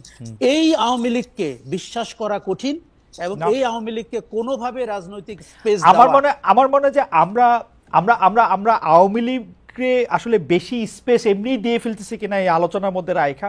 কারণ জনগণের মধ্যে আমি এইটা একদম জনগণের হাতে পতনটারে আমি একদম মনে করি যে সঠিক 3টা শব্দ। কিন্তু আশা ভাই, আপনি 1 মিনিট আর একটু বলবেন কিনা, যেটা জনগণের হাতে পতন আপনি বলতেছেন, এই কথার জন্য আপনি আজকে ট্রল হতে পারেন। কারণ আমরা দেখতে পাইতেছি শেখ হাসিনার পতন ঘটাইছে 1, 2, 3, 4, 5, 10 জন, 12 জন, 15 জন ছাত্র, যারা বিসিএস পরীক্ষা দেওয়ার জন্য, ওইখানে কোটা থাকবে কি থাকবে না ওইটা দেওয়ার জন্য যারা আন্দোলন করতে গেছিল, তারপরে তাদের প্রেশার, অন্য অনেক কিছুতে তারা আসলে স্বীকার করে নাই এবং তারা ওখানে দাঁড়িয়েছিল, প্রাণ দেওয়ার জন্য প্রস্তুত ছিল। সেই 12 জনই আসলে শেখ হাসিনাকে সরাইছে, এবং সেই জন্য তারা 135টা গাড়ি দিয়ে চলবে, সেই জন্য আজকে তারা যাকে ইচ্ছা যা খুশি তাই বলবে। মানে এইটারে আপনি আসলে কি হয় দেখেন, 24 আর 71 মিলায় একটা কাহিনী করবে, যেটা ইচ্ছা সেটা তারা করতে থাকবে। এটা কেমন কথা? দেখুন, 71কে আমি দূরে রাখতে চাই, এবং যারা 71কে 24-এর কাছে টেনে আনেন, দেখুন কিছু মিল তো আছে। আমরা মুক্তির কথা বলতে চেয়েছি, ফ্রিডম অফ স্পিচ চেয়েছি, সেগুলো কিন্তু তাত্ত্বিক কথা। কিন্তু ফ্যাক্ট হিসাবে 1971 মুক্তিযুদ্ধ, এগুলোকে যত দূরে রাখা যাবে 24-এর গর্ব তত ইউনিক হবে। দেখুন, আমি আপনাকে বলি, আপনার সাথে খালেদ আমি একদম একমত। আওয়ামী লীগকে আমরা আমাদের মাইন্ড স্পেস থেকে বিচার করছি, 24-এর সিগনিফিকেন্স দিয়ে বিচার করছি না। যারা রিফাইন্ড আওয়ামী লীগ ভাবছে, তারা সেই 76 বছর বয়সী শেখ মুজিবুর রহমানের আওয়ামী লীগকে বিবেচনা করছে। আমাদের মাথা থেকে আওয়ামী লীগের ভূত তাড়াতে হবে, এবং আমাদের মাথা থেকে এটি যতদিন না সরাবে, খালেদ আপনি জানেন আমরা প্রত্যেকেই কিন্তু ফ্যাসিজমের শিকার। আমাদের প্রত্যেকের চেতনার মধ্যে এক টুকরো হাসিনা ঢুকে গেছে, এক টুকরো আওয়ামী দুঃশাসন ঢুকে গেছে। আমাদের কারো কারো আচরণে, ইভেন 5ই অগস্টের পরে আমি আওয়ামী লীগের আচরণ দেখতে পাই, কেননা তারা আমাদের কোনো কোনো নতুন জেনারেশন ভাবতে শুরু করেছিল দল তো একটাই, শাসন তো একটাই, এবং ব্যক্তি তো বিকল্প নাই, একটাই। এবং কোনো বিকল্প নাই। দেখুন, আপনি জানেন আমি পুনর্বাসন কেন্দ্রের কথা বলেছি। আওয়ামী লীগ সমর্থকদের পুনর্বাসন কেন্দ্রে নিতে হবে এই ফ্যাসিজম থেকে বের করতে হলে। কাজেই আমি মনে করি যে আমাদের সময়ের দিকে তাকিয়ে, ঘটনার দিকে তাকিয়ে আওয়ামী লীগকে দেখতে হবে। এবার বলি, এই যে সরলীকরণ করা, যে 10 জন ছেলে 12 জন ছেলে শেখ হাসিনার পতন ঘটিয়েছে, এটি আওয়ামী লীগের জন্য সবচাইতে বড় প্রায়শ্চিত্ত। কেন? আমি দেখেছি লক্ষ লক্ষ মানুষ, আমি রাস্তায় ছিলাম, লক্ষ লক্ষ মানুষ নেমেছে, তাদের লক্ষ লক্ষ কারণ আছে। কেউ গুম খুনে স্বজন হারিয়েছে, কেউ শেয়ার মার্কেটে টাকা হারিয়েছে, কেউ ভোট দিতে পারেনি, কেউ আওয়ামী দুঃশাসনের শিকার হয়েছে। এবং এগুলোকে যখন আপনি বিবেচনায় না নিবেন, আপনার মাথায় ঢুকে থাকবে এক কোটা। আমি 17 জুলাই বলেছিলাম এটি চাকরি পাওয়ার আন্দোলন না, এটি মানুষের যে মনের যে ক্ষোভ, যে রাগ, যে অভিমান, যে ঘৃণা, এটি তার আন্দোলন। না, অ্যাবসলিউটলি। কিন্তু ডক্টর ইউনূস ক্লিন্টন ফাউন্ডেশনে গিয়ে আমি জাতিসংঘে বলছিলাম ভুলে, এ হচ্ছে মাস্টার মাইন্ড, এটা আমরা একটা মেটিকুলাস ডিজাইনের মধ্যে থেকে ওরা পেছন দিকে করছে বলে টেলে। ওরা কিন্তু প্রথমে এরকম ছিল না। এটা ডক্টর ইউনূসের এটা জবাব দিতে হবে যে উনি যে আইসা এদেরকে শত্রু বানায় দিল। আসলেই আমি সেই দিন থেকে ওনার সমালোচনা করেছি, যেই দিন উনি সরলীকরণ করেছেন। এবং উনি কিন্তু এই বাচ্চাদেরকে এই আন্দোলনকারীদের শত্রু বানাইছে, সবার। এই বিএনপি শত্রু বানাইছে, যখন সবার শত্রু বানাইছে। ওয়েস্টার্ন, আপনি আমেরিকাতে থাকেন, পশ্চিমা বিশ্বে কিছু শব্দ ইউজ করা হয়, রকস্টার, মাস্টার মাইন্ড। এখনো পশ্চিমা অডিয়েন্সকে এক শব্দে বলতে আপনি অনেক সময় কার্যকর, কিন্তু এইটার যে রাজনৈতিক এফেক্ট, এইটার যে সামাজিক এফেক্ট, এটা ওনার ভাবা উচিত ছিল। মাস্টার মাইন্ড ওনার বলা উচিত ছিল না। ছাত্ররা তার নিয়োগকর্তা। এখন এটি বলে আপনি জানেন, আমরা যদি ভবিষ্যৎ দ্রষ্টা হই, ভবিষ্যতে যে উনি কত বেকায়দায় পড়তে যাচ্ছেন। এবং মানে আমি মনে করি এই সরলীকরণ আওয়ামী লীগ যেরকম একভাবে করছে, অন্তর্বর্তী সরকার প্রধান এবং তার উপদেষ্টারা আরেকভাবে করছে, এবং এখানে সবাই ঘোলা পানিতে মাছ শিকার করতে চাচ্ছে। দূর থেকে সেই জনগণ তাকিয়ে দেখছে যে ভাই, আমার যে ছেলে মারা গেল, আমার যে 30,000 আহত হলো, কেউ পা হারালো, কেউ চোখ হারালো, আমরা এই নাটক দেখার জন্য, সার্কাস দেখার জন্য। অনেক ধন্যবাদ আশরাফ ভাই। আমরা একটু রিপন ভাইয়ের কাছে যাই। রিপন ভাই, অনেকগুলি প্রশ্ন জমা হয়েছে। একটা প্রশ্ন হচ্ছে যে আওয়ামী লীগের কায়দায় বা আওয়ামী লীগের গড়ে তোলা এই 16-17 বছরের ছাঁচেই বিএনপি নিজেকে দেখতে চায় কিনা, বিএনপি নিজেকে দেখতে চায় কিনা এরকম একটা অবস্থায়। বিশেষ করে আজকের একটি ঘটনা আপনাকে আমি স্মরণ করিয়ে দিতে চাই। সেটা হচ্ছে যে আমাদের সবার প্রিয় ইশরাক হোসেনকে মেয়র পদে নির্বাচিত করা হয়েছে, বা আদালত বলেছেন যে উনি মেয়র হতে পারেন, এবং তিনি হয়তো মেয়র হয়েও যাবেন, হয়ে গেছেন এতক্ষণে। মানে সেই ব্যাপারটা কি আসলে আপনারা খুব ভালো একটা নজির স্থাপন করলেন? সেই হিসাবে আগামীকাল যদি আমরা দেখি যে 2018 সালে বিএনপির 300 জন নির্বাচন অংশগ্রহণ করেছিল, সেটি একটি রাতের ভোটে নির্বাচন হয়েছিল। যারা যারা এখানে সেকেন্ড হয়েছে, থার্ড হয়েছে, তারাই আসলে এমপি হবে কয়ে বিএনপি আসলে 300 জন এমপিও পেয়ে গেল, 290 জন, এবং ক্ষমতায়ও বসে গেল। এরকমটাও আসলে হইতে পারবে কিনা, আপনারা ওরকমই চান কিনা? এবং আপনারা যখন নির্বাচনের কথা বলেন, তখনও আপনাদের একটাই চাওয়া থাকে কিনা কোনো মতে? গণভবনে তো আর এখন আপনারা থাকবেন না, গণভবন কিরকম জানি হয়ে গেছে, অন্য মানে প্রধানমন্ত্রী ভবনে গিয়ে আপনি বসবেন, তখন আপনি দেশে আসবেন, এবং তখন আপনি অন্য কথাগুলি বিবেচনা করবেন। ধন্যবাদ আপনাকে। আসলে আপনি যে কথাগুলো বলছিলেন, মনে হচ্ছে যেন বিএনপি চাইলেই আপনার মেয়র হওয়া যাবে, বা এটা বিষয়টা এরকম না। ইশরাক, আমি আজকে পত্রিকায় নিউজটা যেটা দেখলাম, সেটা হচ্ছে ইশরাক তার নির্বাচনের আপনার ব্যর্থ হয়েছে এই মর্মে তিনি আদালতে করেছিলেন, মামলা করেছিলেন। তো সেই মামলারই আপনার একটা মানে আউটকাম হলো আপনার আজকের এই মানে কোর্টের রায়। এখন এটা তো কোর্টের বিষয়, এটা তো আসলে দলের বিষয় না। দল তো এমন কোনো ডেমনস্ট্রেশন করেনি যে আমাদের যারা মানে নির্বাচনে অংশ নিয়েছিল তাদেরকে বিজয়ী ঘোষণা করতে হবে। এটা তো ইলেকশন কমিশন বিজয়ী ঘোষণা করেনি, ইট ইজ দ্য কোর্ট আপনার মানে সেই মামলাটির আপনার রায় দিয়েছে। চট্টগ্রামেও রায় দিয়েছে, মানে সেটা কোর্টই দিয়েছে, তাই না? এখন আপনি এই কোর্টের রায়ের বিবেচনা বোধ অথবা এটাকে আপনি যে ব্যাখ্যা আপনি দিতে পারেন সেটা আলাদা কথা। আমি যে ব্যাখ্যা দিতে পারি সেই ব্যাখ্যা হচ্ছে বিএনপি অলরেডি ইন পাওয়ার, এবং বিএনপির বাইরে এখন কিছু নাই বাংলাদেশে। ইলেকশন হইলে বিএনপি 290 সিট নিয়ে আওয়ামী লীগ যেভাবে দেশ শাসন করছে এইভাবেই দেশ শাসন করবে না। বিএনপি ইলেকশন হলে বিএনপি পাওয়ারে যদি আল্লাহর হুকুম থাকে, আমি সবসময় একজন বিশ্বাসী মুসলমান হিসেবে আমি মনে করি যে আল্লাহর হুকুম যদি থাকে, তাই না, মানে রাজ্য ক্ষমতা এগুলো সবই তো আল্লাহর হুকুমের বাইরে কিছু হয় না, এটা আমি গভীরভাবে বিশ্বাস করি। এবং আল্লাহর হুকুম যদি থাকে, আল্লাহ যদি চান, নিশ্চয়ই আপনার জনগণ ভোট দিলে বিএনপি নির্বাচিত হবে, ক্ষমতায় মানে দায়িত্ব রাষ্ট্র পরিচালনা করবে। কিন্তু আপনার 290-280 এত ব্রুট মেজরিটি বিএনপি ক্ষমতা যেতে চায় না, নিঃসন্দেহে না। আপনাকে আরেকটা কথা আমি বলি, বাংলাদেশে মানে আপনার একটা ক্রেডিবল আপনার মানে ডেমোক্রেটিক প্র্যাকটিস থাকুক, একটা জবাবদিহিতা থাকুক। আমরা কোন সংস্কারটা চাই? বিএনপি কিন্তু বারবার একটা কথা বলছে যে আমরা ভোটের জন্য একটা সরকারকে জবাবদিহি করার জন্য, রাষ্ট্রের নিরাপত্তা সংহত করার জন্য যেই সব আপনার সংস্কারগুলো এসেনশিয়াল, সেই সংস্কারগুলো নিয়ে আমরা আগাই। যে সংস্কারগুলো আপনার পরবর্তীতে গভর্নমেন্ট হিসেবে আপনি করতে পারবেন। এখন আপনার কথার কথা, আপনি ক্লাসে পাঠ্য বই আপনি বাংলা ভাষায় মানে পড়বেন না সব ইংরেজি ভাষায় পড়াবেন, এটা তো এখন সংস্কারের মুখ্য বিষয় না। আপনার এই যে বারবার ফ্যাসিস্ট সরকার কেন আছে? Because due to election. এরা ইলেকশন তোয়াক্কা করেনি। ইলেকশন কথাটা শুনলে তাদের গায়ে গায়ে আগুন জ্বলবে যারা জীবনে ইলেক্টেড হইতে পারবে না, নির্বাচনের মধ্যে ক্ষমতা যাওয়ার কোনো সুযোগ নাই। রিসেন্টলি আপনি আরেকটা দেখবেন কথা বলছে, যেটা আমার পার্টি এটা ভিন্ন মত পোষণ করেছে, সেটা হচ্ছে সংখ্যানুপাতে মানে আপনার মানে ইয়ে চাই, কি বলে মানে নির্বাচন। আচ্ছা রিপন ভাই একটা হাইপোথেটিক্যাল প্রশ্ন করি। ধরেন আজকে থেকে 1 বছর পরে নির্বাচন হইলো, তো 1 বছর পরে নির্বাচন হইলে আপনারা কি এনসিপি রে ভয় পান যে এনসিপি একটু এখন কিছু আসন পাইলে ওই সময় আরেকটু বেশি আসন পাবে, এরকম মনে করেন? না না না, আমি আদৌ তা মনে করি। আমি ব্যক্তিগতভাবে আমি আদৌ তা মনে করি না, এবং আমার দলও তা মনে করে না। তাহলে আর আপনারা ইলেকশনটা তাড়াতাড়ি করার প্রেসারটা কেন দিচ্ছেন? ইলেকশনটা তাড়াতাড়ি করার প্রেশার দিচ্ছ যে কথাটা বলে, এটা তো একটা নির্বাচনী সূত্র। গণঅভ্যুত্থান যে আপনি আশরাফ কায়সার বলেছেন, আপনি বলেছেন একটা দীর্ঘ, আমরা বলবো, কিন্তু বিএনপি দেখেন স্টেক হোল্ডার, বিএনপি কেন বলবে? বিএনপি ওয়েট করবে যখন ইলেকশন হবে তখন ইলেকশন হবে, আমরা বলবো না না, অনির্বাচিত সরকার যতদিন ক্ষমতা থাকবে ততদিন এখানে ষড়যন্ত্র থাকতে পারে। এই যে গত 3-4 দিন বাংলাদেশের যে গুজবের ফ্যাক্টরিতে পরিণত হয়েছিল এই জরুরি অবস্থা। রিপন ভাই আপনি আমার থেকে অনেক ভালো জানেন, আপনি গুজবের ফ্যাক্টরির কথা বলতেছেন। আমরা কি দেখতেছি? আমরা দেখতেছি শাহাদাত সাহেব চট্টগ্রামে মেয়র হয়েছে, ইশাক সাহেব ঢাকায় মেয়র হয়েছে, অ্যাটর্নি জেনারেল আপনাদের লোক, আইন আদালতে গিয়ে তারেক সাহেবের সব মামলা তুলে নেওয়া হয়েছে বা খালাস হয়ে গেছে, বেগম জিয়ার মামলা পরের দিন খালাস হয়ে গেছে। সেক্রেটারি যারেই প্রশ্ন করি, আমি তো কিছুদিন সরকারি চাকরি করছি জানি, যারেই প্রশ্ন করি সে নিজের প্রথমে বলে না যে ভাই তোমার সাথে বিএনপির কোন লিডারের কথা হলে তুমি কিন্তু বইলো আমি কিন্তু বিএনপির লোক। এই সিস্টেমটা তো ভাঙতে হবে। কেন তাকে বলতো সে বিএনপির লোক?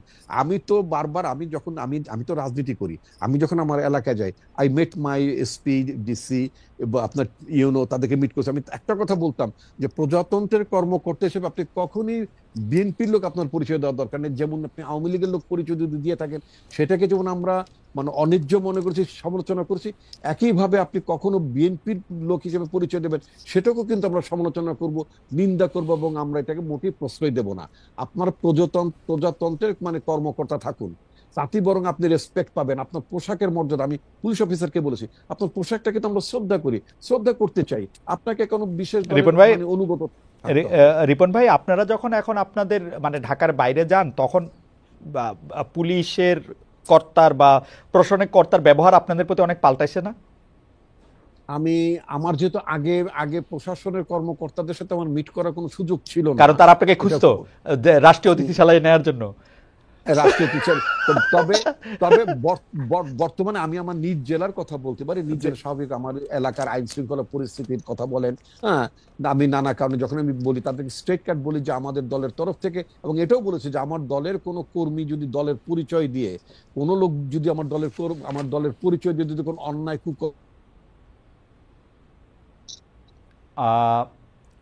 রিপন ভাই সংযোগটি বোধহয় একটু আমরা শুনতে পাচ্ছি না রিপন ভাইকে নিশ্চয়ই আমরা শুনবো। তবে আমরা একটু প্রশ্নটি করে রাখি, রিপন ভাই যদি শুনে, সেটি হচ্ছে যে আমরা রিপন ভাই আসলে আমরা প্রশ্নটি করব। আমরা আশাফ ভাইয়ের কাছ থেকে রিপন ভাই শুনতে পাচ্ছেন? রিপন ভাই আমরা একটু আটকে গেছিলাম।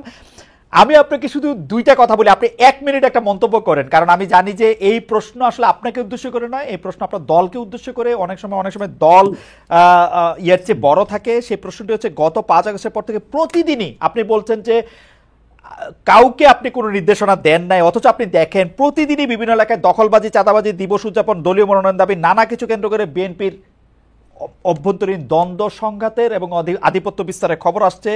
10 জনের বেশি মানুষ নিহত হয়েছে, আহত হয়েছেন শত শত মানুষ। গতকাল মিরসরাইয়ে একজন মারা গেছেন। বিএনপির তৃণমূল কি নিয়ন্ত্রণের বাইরে চলে গেছে? বহিষ্কার, সদস্যপদ স্থগিত, সতর্কতা, নানা কিছুর পরে অভ্যন্তরীণ দ্বন্দ্ব থামছে না কেন? রিপন ভাই আমি আপনাকে সত্যি করে বলি, I have nothing against BNP, nothing against NCP, কিন্তু আমি কিন্তু রাস্তাঘাটে বিভিন্ন জায়গায় যে চাঁদাবাজির কথা শুনতেছি, এগুলি বিএনপিই করতেছে। অল্প কিছু জায়গায় জামাত করতেছে, অল্প কিছু জায়গায় এনসিপি করতেছে। ট্রাস্ট মি, আমি একটু বাড়াই করতেছি না। আচ্ছা, যাও, এটা এটা আপনি ইনফরমেশন থাকতে পারে। এবং আমরা আমাদের কানে যে অভিযোগগুলো এসেছে, আমি আপনাকে ক্যাটেগরিক্যালি বলি, আমরা কিন্তু স্টার্ন মেজার তাদের বিরুদ্ধে দল থেকে বের করে দিয়েছি। আরেকটা কথা আপনাকে বলি, আপনি নিজেই জানেন, সারা পৃথিবীতে যখন কোনো বিপ্লব হয়, অভ্যুত্থান, সরকারের পরিবর্তন ঘটে, তখন কিন্তু দেখবেন আপনার পোস্ট রেগুলেশন, পোস্ট আপনার মাস্টার্স পিরিয়ডে কিন্তু একটা ব্যাপক ধরনের অ্যানার্কি থাকে। সেই তুলনায় কিন্তু বাংলাদেশ কম্পারেটিভলি অনেক অনেক বেশি ভালো ভালো অবস্থায় আছে। এটা গেল একদিক। দ্বিতীয়ত আপনি যে কথা, দ্বিতীয়ত আপনি আমাকে একটু সময় দেবেন। দ্বিতীয়ত আপনি একটা কথা বলেছেন, এই যে বিএনপি একেবারে ক্ষমতার দ্বার প্রান্তে, ক্ষমতা এসে যাচ্ছে ইত্যাদি ইত্যাদি যে কথাগুলো বললেন, এটা গ্রামের নানা জায়গায় মানুষের মধ্যে, কর্মীদের মধ্যে, নেতাদের মধ্যে এই ধরনের ফিলিংস থাকতে পারে। ফলে অনেকেই মনে করছে যে আমার দল তো ক্ষমতা আসছে, সুতরাং আমি এখন যদি মানে দলের কোনো জায়গাতে বিচ্যুত হয়ে যায়, পদ থেকে হারিয়ে যাই, তাদের মধ্যে একটা ক্ষোভ রয়েছে। কিছু কিছু জায়গায় যে আপনার কিছু যে আপনার বিভেদ বিরোধ হয়েছে, সেটা কিন্তু মানে অস্বীকার করবো না, হয়েছে। বাট এটাকে মাথায় রেখে আমাদের পার্টির ভারপ্রাপ্ত চেয়ারম্যান তারেক রহমান বাংলাদেশের 8টি অঞ্চলকে বিভক্ত করে মানে মানে সাংগঠনিক কার্যক্রম পরিচালনা করার জন্য একেবারেই তৃণমূল পর্যায়ের দলটাকে প্রো ইলেকশন, মানে আমরা যেটা চেয়েছি যে ভোটের আগে কোনো দলের মধ্যে বিভাজন, নেতৃত্বের মধ্যে ঝামেলা, এগুলো যাতে না থাকে, আমরা একেবারে গ্রাসরুট লেভেলে কাউন্সিল করে আমরা নেতৃত্ব নির্বাচন করছি, একেবারে ভোটের মধ্য থেকে। আমরা কাউকে চাপিয়েও দিচ্ছি না। তো এইটা আমি তো নিজে মানে আপনার ফরিদপুর, গ্রেটার ফরিদপুর একটা জায়গা আছে, মানে আমার মনে হয় এই দায়িত্বটা পালন করছি আমি। রিপন ভাই, আমার মনে হয় আপনি আপনার বক্তব্য পরিষ্কার করছেন এবং আমি আপনার বক্তব্যে কনভিন্স। আমি একটু আশরাফ ভাইয়ের কাছে একটু যাই, যে আশরাফ ভাই, আপনি একটা জিনিস খেয়াল করবেন যে জুলাই আন্দোলনের পর তাদের যে সমন্বয়ক ছিল, সেই সমন্বয়করা 1 মাসের মতো হয়েছে একটু এদিক ওদিক, তারা একটা নিজস্ব দল করছেন এবং কিন্তু সেই দলটারে আমরা নতুন রাজনৈতিক বন্দোবস্তের ছিটে ফোটাও পাইতেছি না।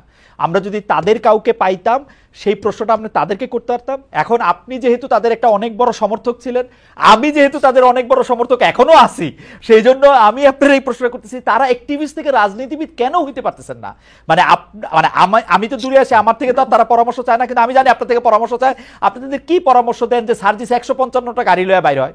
155টা গাড়ি লয়ে বাইর হনো হয়তো দরকার আছে, যে মানে নাইলে মানুষ ভোট দিবে না। কারণ রিপন ভাইরা এমন একটা রাজনৈতিক সংস্কৃতি করছে যে 155টা গাড়ি নেন। আচ্ছা রিপন ভাই, আপনারা বিএনপি আওয়ামী লীগ, জি আশা ভাই, তারা এখন এত স্বাবলম্বী এবং নাবালক থেকে সাবালক হয়ে গেছে, তারা এখন আর কারো পরামর্শের ধার ধারে না এবং তারা নিজেদেরকে ধরাকে সরাজ্ঞান করার চেষ্টা করছে। খালেদ, আমি কিন্তু এখনো তরুণদের পক্ষে, ছাত্রদের পক্ষে, নতুন রাজনীতির পক্ষে। রিপন ভাইরা তাতে আহত হওয়ার কিছু নাই। আমরা বিএনপিও যদি নতুন রাজনীতি বাণী আমাকে শোনায়, আমি বিএনপির প্রতিও যথেষ্ট মনোযোগী হব। একমাত্র জামাতে ইসলামীকে আমরা দেখছি, রিপন ভাই আমি কি বলি, জামাতে ইসলামীকে দেখছি বাড়াবাড়ি করছে এবং বাংলাদেশের নারীরা অত্যন্ত শঙ্কিত যে ধর্মভিত্তিক বা উগ্রবাদীরা রাজনীতিতে বা ক্ষমতা কেন্দ্রের কাছে চলে এসেছে কিনা। জামাতকে আমার বাড়াবাড়ি করতে দেখছি। ছাত্রদের সংগঠনের কথা আপনাকে আমি বলি, আমার খুব দুঃখ হচ্ছে তাদের যে রাজনৈতিক ভবিষ্যৎ সম্ভাবনা ছিল, সেটিকে তারা এটিএম বাক্সের মতো ক্যাশ বাক্সতে রূপান্তর করতে চাচ্ছে। এটা আমার কাছে এই যে দুর্ভাগ্য মনে হচ্ছে জাতিটার।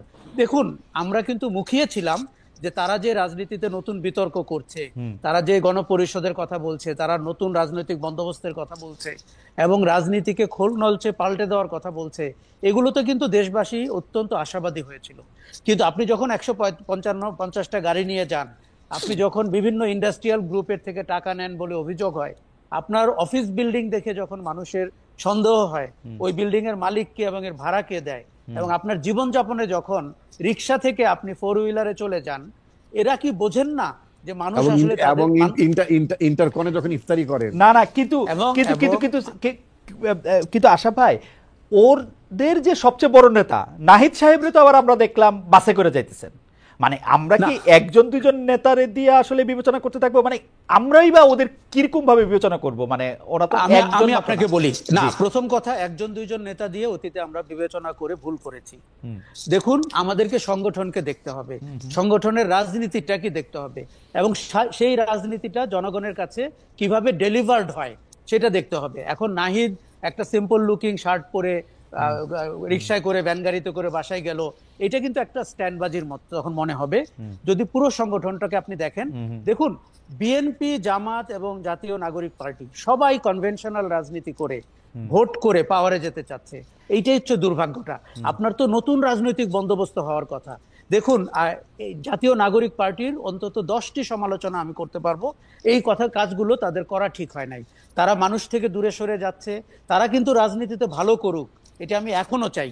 এবং আপনি খালেদ খেয়াল করেন, 54 বছরে আমরা যে বিতর্ক হতে দেখি নাই, যে কথাগুলো আলোচনা হতে দেখি নাই, এমনকি শেখ মুজিবুর রহমানের আমল থেকে শুরু করে, এগুলো কিন্তু তারা তুলেছিল। তারা রাজনীতিতে বিতর্ক হবে, আনপ্লেজেন্ট বিতর্কও হবে। বিএনপির জন্ম কোথায় হয়েছে, তারা স্বাধীনতা বিরোধীদেরকে ক্ষমতা কাছাকাছি এনেছিল, আপনার অত্যন্ত আনকমফোর্টেবল অনেক কথা তারা বলতেই পারবে। কিন্তু এই আলোচনা আমরা চেয়েছিলাম যে তারা যেন সততার সাথে করে, তারা যেন নতুন রাজনৈতিক বন্দোবস্তের দিকে যায়। সেই জায়গাটিতে জাতীয় নাগরিক পার্টি অনেক পিছিয়ে যাচ্ছে। প্রতিদিন তারা আমার কাছ থেকে সমর্থন হারাচ্ছে। আমি নিশ্চিত জানি বাংলাদেশের লাখো লাখো মানুষের কাছ থেকেও তারা সমর্থন হারাচ্ছে। ফলে ভোটের দিকে তারা যাচ্ছে কনভেনশনাল ওয়েতে। ওই যে হোন্ডা গুন্ডা, মোটর গাড়ি, টাকা পয়সা, আপনার মিথ্যাচার করতে গিয়ে দাদাকে জমিদার বলতে হয় 2025 সালে, আপনি বুঝতে পারছেন না? এটি আমাদের সমাজে যে সবচেয়ে হাস্যকর। আমাদের সমাজে তো কেউ প্রজা ছিল না, আমাদের সমাজে তো সবাই রাজা ছিল। আপনি নিশ্চিত আপনার ক্লাসরুমে দেখেছেন, আমি দেখেছি। এই দারিদ্র থেকে তো, আমাদের মানসিক দারিদ্র থেকে তো আমাদের বেরোতে হবে।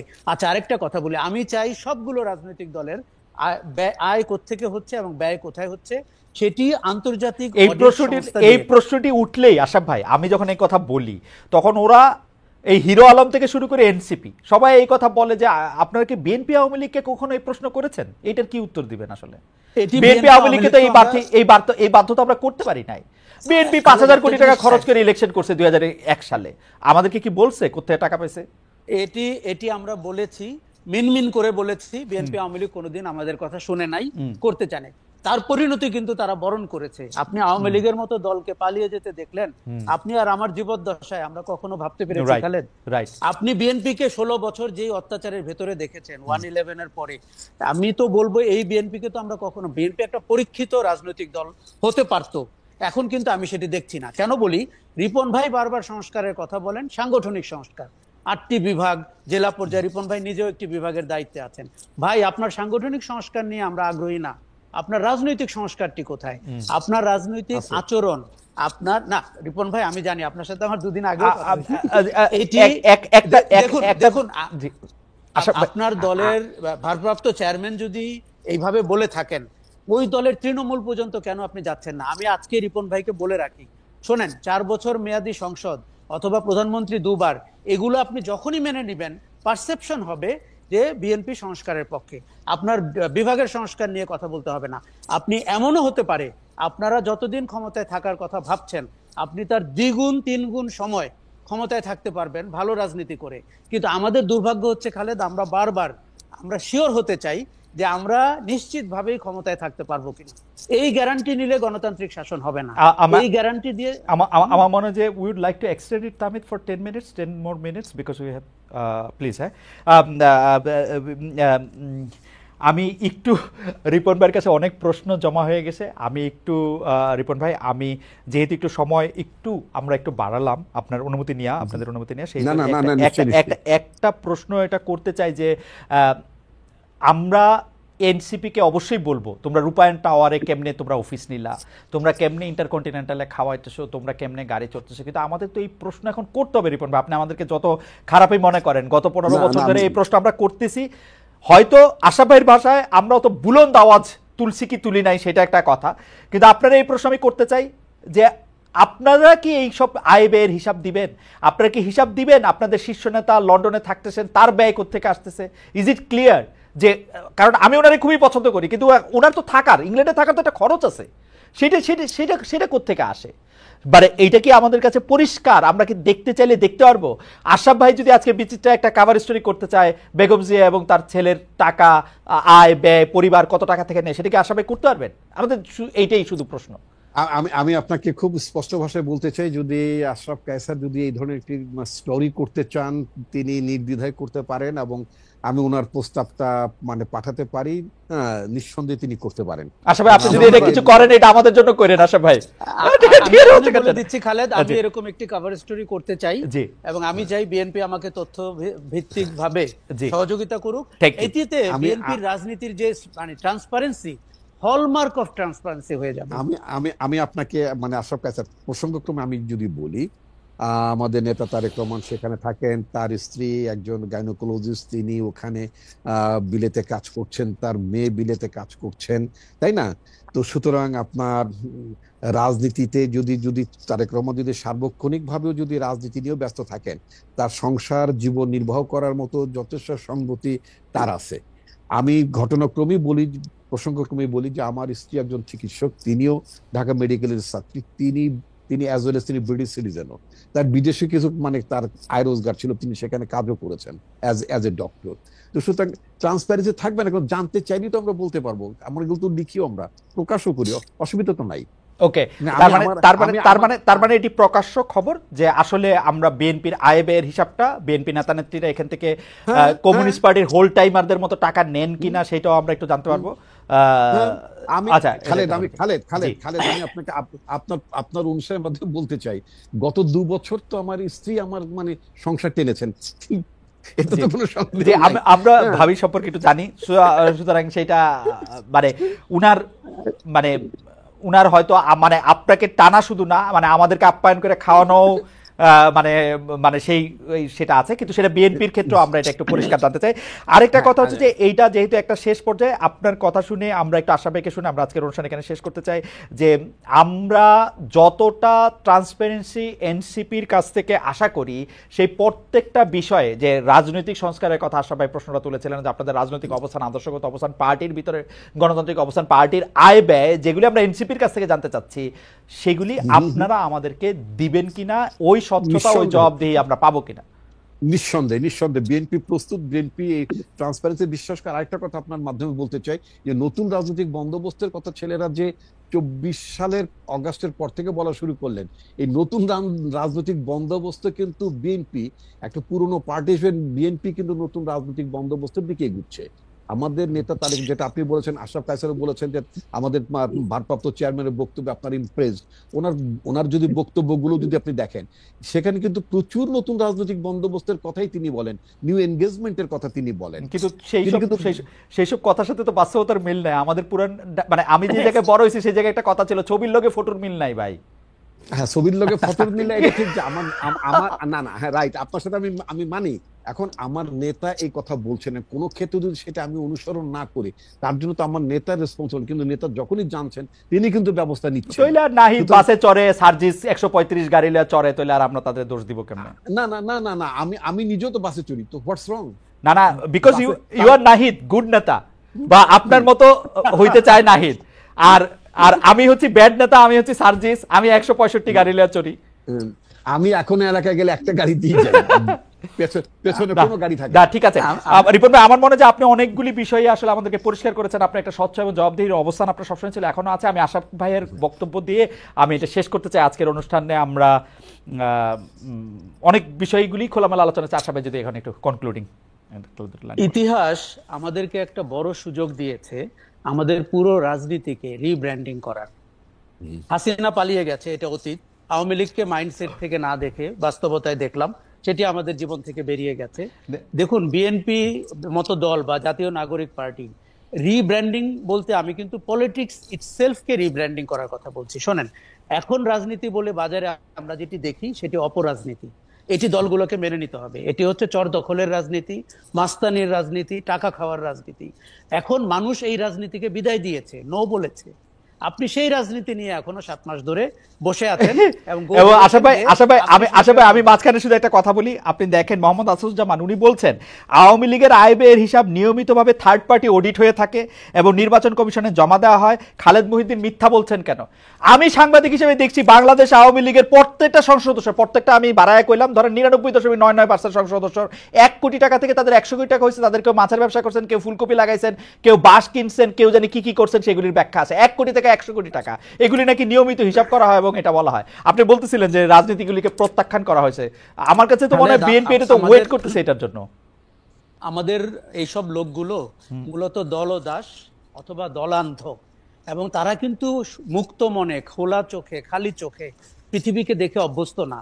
কাজেই বিএনপির জন্য দেখুন, বারবার কেন বিএনপির নাম বলছি, কেন এই যে ইতিহাসে সুযোগ পেয়েছে দলটি তার ক্লিনজিং করার, তার দূষিত রক্ত বের করে দিয়ে তার সঞ্চালনে নতুন রক্ত ঢোকানোর, এটি যদি সে 7 মাসে না নিয়ে থাকে, আগামী 10 মাসে না নিয়ে থাকে, এর জন্য যে প্রায়শ্চিত্ত বিএনপি করবে সেটির আপনি আর আমি যদি বেঁচে থাকি আমরা দেখব।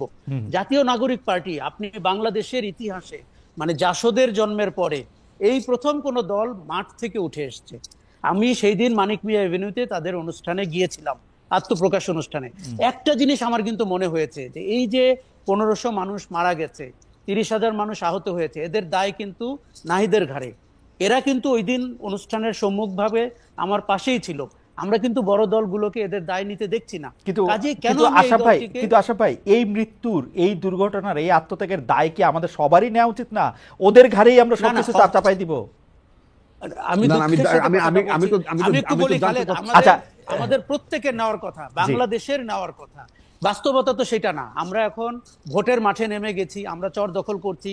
সেই সচিবালয়ে গেলে আপনি দেখবেন যে কোন সব লোকগুলো আবার ফিরে এসেছে প্রশাসনে, সেই কালপ্রিটরা ফিরে এসেছে।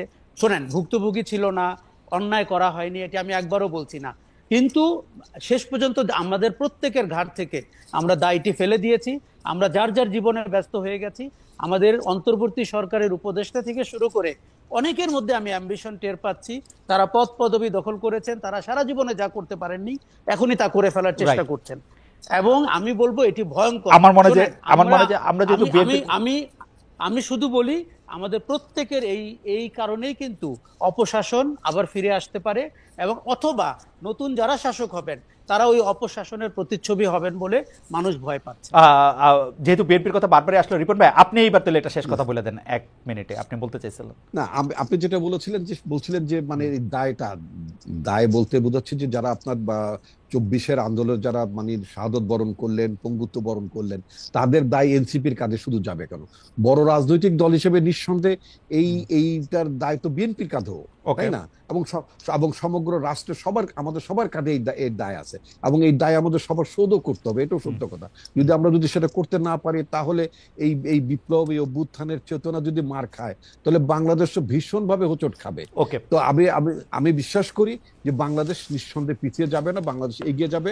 এবং আমাদের নেতা তারেক রহমানের নেতৃত্বে আমরা যে একটা নতুন যে রাজনৈতিক বন্দোবস্তের কথা বিভিন্ন ভাবে আমরা বলছি, এবং আমরা নিঃসন্দেহে যদি দেশ পরিচালনার দায়িত্ব পাই, আমাদের সম্পর্কে যত নেতিবাচক মানে প্রচারণা হোক না কেন, আর মিডিয়া ট্রায়ালের সম্মুখীন হই না কেন, আমরা নিঃসন্দেহে আমরা অবশ্যই প্রচারণা এবং মিডিয়া ট্রায়াল চলতে থাকবে। রিপন ভাই, আমরা আপনাদেরকে দেখতে থাকবো, আমরা বিবেচনা করতে থাকবো। আশরাফ ভাই আপনাকে অনেক ধন্যবাদ, রিপন ভাই আপনাকে অনেক ধন্যবাদ। দর্শক, আগামী অনুষ্ঠানে নিশ্চয়ই আপনাদের সঙ্গে দেখা হবে।